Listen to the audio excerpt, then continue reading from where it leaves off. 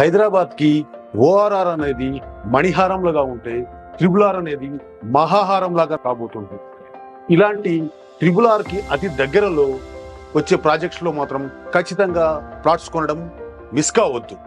ఎందుకంటే ఇక్కడ span of 3 to 4 years లో మనం పెట్టిన పెట్టుబడి డబుల్ కాబోతుంది. దీని జగమెరిగిన సత్యం. కానీ మనం ఏం చేస్తున్నాము, హైదరాబాద్కి దూరంగా ఉన్నాయని చెప్పేసి కొనడం అనేది ఆలోచిస్తున్నాము. ఎప్పుడు పెట్టుబడి పెట్టాలి, ఇది సరైన సమయమా కాదా అని ఆలోచిస్తున్నాము. కానీ హైదరాబాద్లో పెట్టుబడి అనేది నౌ ఆర్ నెవర్, ఇప్పుడు కాకపోతే మరి ఎప్పుడు కాదు. పూర్తి వివరాలకు సంప్రదించండి. ఓం మహాగణాధిపతయే నమః. ఓం గురుభ్యో నమః. ఓం శ్రీమాత్రే నమః. పరమేశ్వర స్వరూపమైనటువంటి జ్యోతిష, వాస్తు మరియు ఇతర అనేకమైనటువంటి శాస్త్రములను మనకు అందించినటువంటి మహర్షులకి నమస్కారం. హయగ్రీవ హయగ్రీవ హయగ్రీవేతి యో వదేత్ తస్య నిస్సరతే వాణి జనుకన్యా ప్రవాహవత్. అరుణాం కరుణాతరంగితాక్షీం ధృతపాశాంకుశపుష్పబాణచాపాం అనిమాదిభిరావృతాం మయూకైః అహమిత్యేవ విభావయే భవానీం. శ్రీమాత్రే నమః.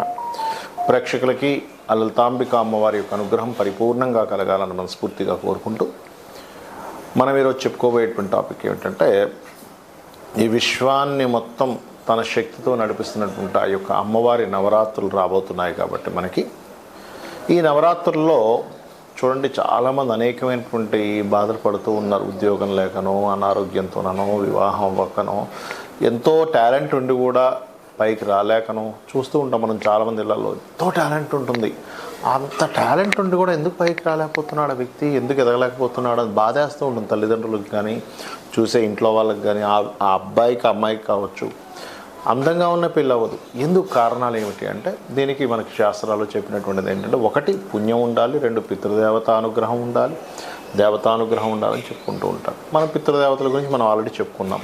మనం ఈరోజు చెప్పుకోబోయే టాపిక్ ఏమిటి అంటే, ఏ లగ్నం వారు లేదా ఏ రాశి వారు, లగ్నం తెలిస్తే లగ్నం నుంచి, లగ్నం తెలియని వారు రాశి నుంచి చూసుకోండి. పర్టికులర్గా ఈ నవరాత్రుల్లోని మరియు లైఫ్ లాంగ్ కూడా మీరు ఈ మంత్రాన్ని చేయడము, అమ్మవారిని ఈ రకంగా కనుక ఆరాధన కనుక చేసినట్లయితే ఖచ్చితంగా బాగుంటుంది. అయితే ఇక్కడ మీకు ఒక చిన్న విషయం చెప్తాను. ఏమిటది అంటే, మీ అందరూ అనిపించవచ్చు అదేమిటండి మరి మిగతా దేవీ దేవతలు అంటే ఒకటే గుర్తుపెట్టారు. ఒకే శక్తి. ఫస్ట్ ఈ కాన్సెప్ట్ మీరు మైండ్లో బాగా అర్థం చేసుకోండి. ఒకే శక్తి బ్రహ్మ, విష్ణు, రుద్ర రూపాల్లో ఉంది. ఒకే శక్తి సకల దేవతల్లోనే ఉంటూ నడిపిస్తుంది విశ్వాన్ని. ఆ ఒక్క విషయం మీరు కనుక గుర్తుపెట్టుకోగలిగితే శివ కేశవులు వేరు కాదు అనేటువంటి భావన మీకు ముందు కలుగుతుంది. అయితే ఇప్పుడు నేను చెప్పబోయే అంశాలు ఏవైతే ఉన్నాయో, చెప్తుంది నేనైనప్పటికీ కూడా చెప్పింది సాక్షాత్ లలిత అమ్మవారిగా భావిస్తూ ఒక్కొక్క లగ్నం గురించి మరియు ఆఖరి వరకు మీరు వీడియో చూడండి. లగ్నము రాశి తెలియని వారు కూడా ఏం చేసుకోవాలో చెప్తాను, ఎటువంటి మంత్రం చేసుకోవాలో చెప్తాను. భక్తి శ్రద్ధలతో చేయని అమ్మవారి అనుగ్రహంతో మీకు ఖచ్చితంగా మీకున్నటువంటి సమస్యలు తీరుతాయి. ధనుర్లగ్నము, ధనస్సు రాశి. ధనస్సు వారికి లగ్నం తెలిస్తే లగ్నం నుంచి వెళ్ళండి, లేదా రాశి తెలిస్తే రాశి, అందులో ఉండే నక్షత్రాలు కూడా చూసుకోవచ్చు. మూల, పూర్వాషాఢ, ఉత్తరాషాఢ, 1వ పాదం. అయితే మీరు మరి అమ్మవారి యొక్క నామాలలో ఏ నామం చేస్తే అద్భుతంగా ఉంటుంది అని చెప్పి చూసుకున్నట్లయితే, ఇది ఉదయము మరియు సాయంత్రము చేసుకోవచ్చు. ఇందులో ఓం కనకాంగద కేయూర కమనీయ భుజాన్వితాయే నమః చేసుకోండి. ఇది కనుక చేస్తే ఖచ్చితంగా మీకు ఏమవుతుందంటే, ఒకటి వేరెవరు ఎవరు చేసినా ధైర్యం వస్తుంది, దారిద్ర్యం తొలగుతుంది, అందులో ఎటువంటి సందేహం లేదు. అయితే ధనస్సు వారికి మరింత అద్భుతంగా పనిచేస్తుంది. సహజంగానే ధనస్సు వారికి ఏం చెప్తామంటే, నరసింహస్వామి ఉపాసన చేయండి ధనులగ్నం వారు అంటాం.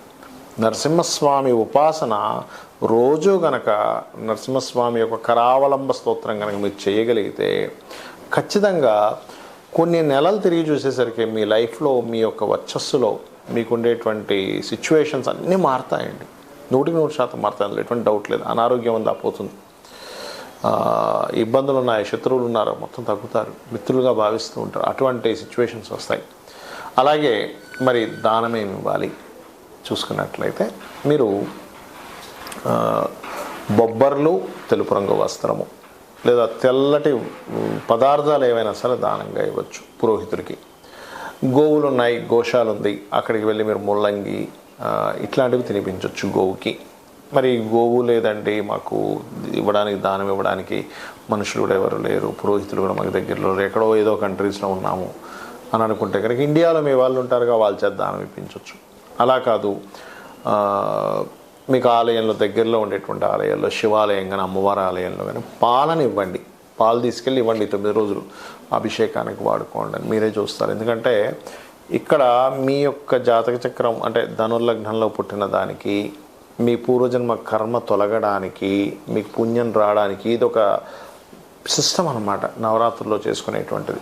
ఇలా చేయండి. అదేవిధంగా కుంకుమతో లేదా ఎర్రచందనం తీసుకొని చక్కగా, రక్తచందనం అంటారు దాన్ని, మన బిల్వపత్రం మీద చక్కగా మీరు దాన్ని చేసి ఆ ఒక్కొక్క బిల్వపత్రం వేస్తే ఎంతో భక్తిగా ఎప్పుడైనా గుర్తుపెట్టుకుని పూజ చేసేటప్పుడు అసలు నా అంత అదృష్టవంతుడు ఇంకోటి లేడు, అసలు ఏమిటిది, ఎంత అదృష్టం నాకుందనే భావంతో చేయండి.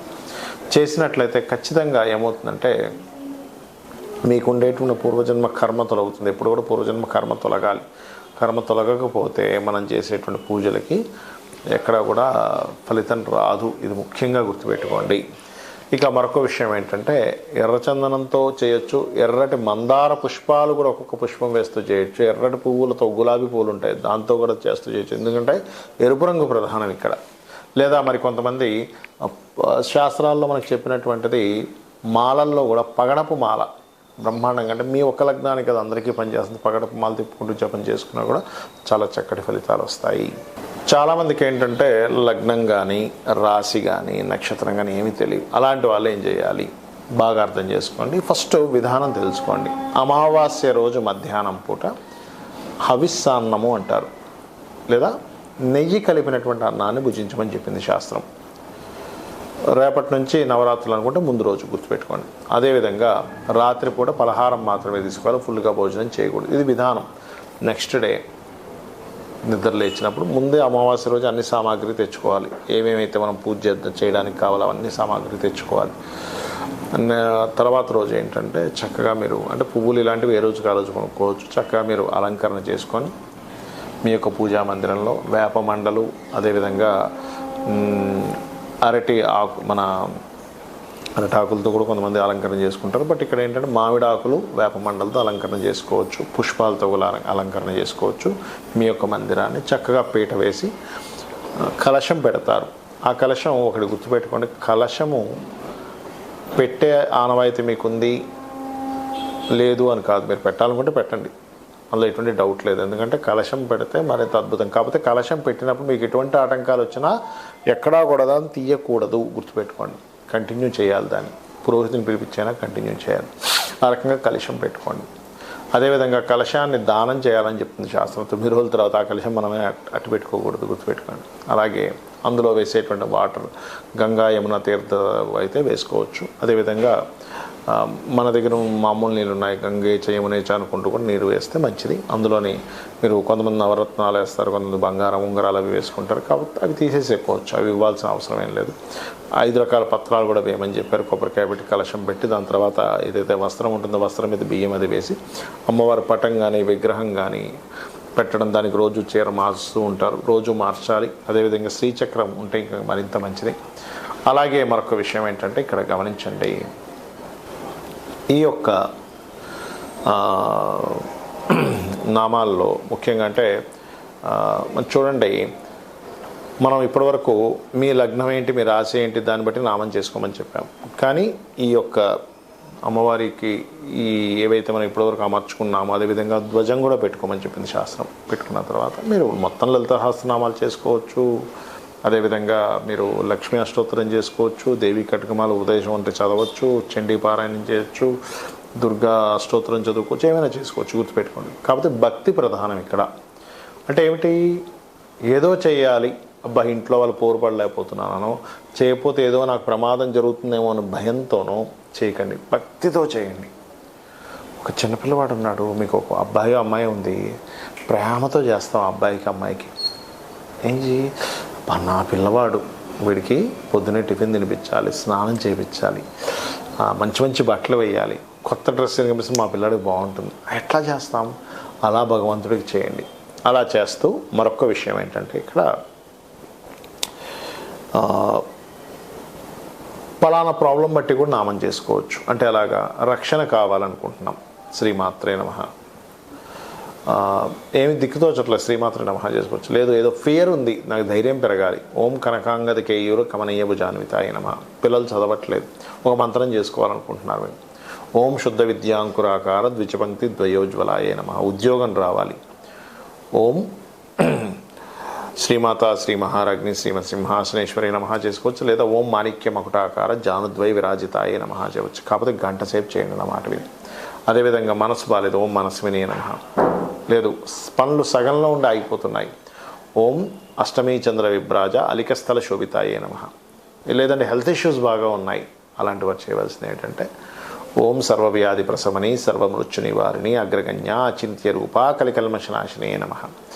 అదేవిధంగా వివాహం అవ్వట్లేదు, ఓం కామేశబద్ధ మాంగళ్య సూత్రశోభిత కందరాయే నమః. వివాహం అయిందండి కానీ మా ఇద్దరి మధ్య సఖ్యత లేదు, ఓం శివకామేశ్వరంకస్తా శివా స్వాధీన వల్లభాయే నమః చేసుకోండి.